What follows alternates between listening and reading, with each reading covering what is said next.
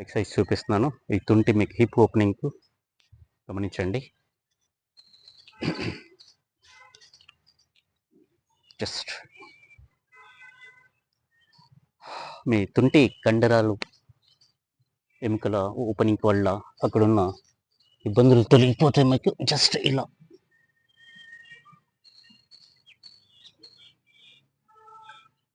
ఇలా కొద్దిసేపు ఉండగలగాలి. నెక్స్ట్ ఇంకో కాల్ని కూడా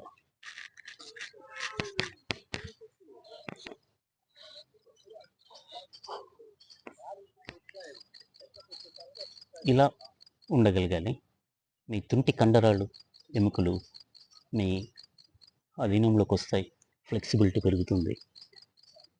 ఆ ప్రాంత కండరాలు ఎముకలు బలోపేతమవుతాయి, ఆరోగ్యంగా తయారవుతాయి. ఆ తర్వాత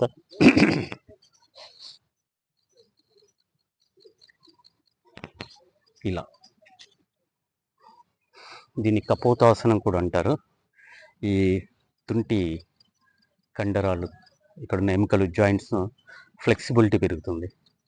ఎప్పుడైతే మీ జాయింట్స్లో ఫ్లెక్సిబిలిటీ పెరుగుతుందో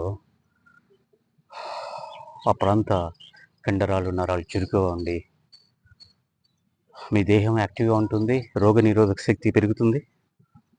సో ఫ్లెక్సిబిలిటీ అనేది జస్ట్ లైక్ బైక్ ఓవరాయిల్ లాంటిది.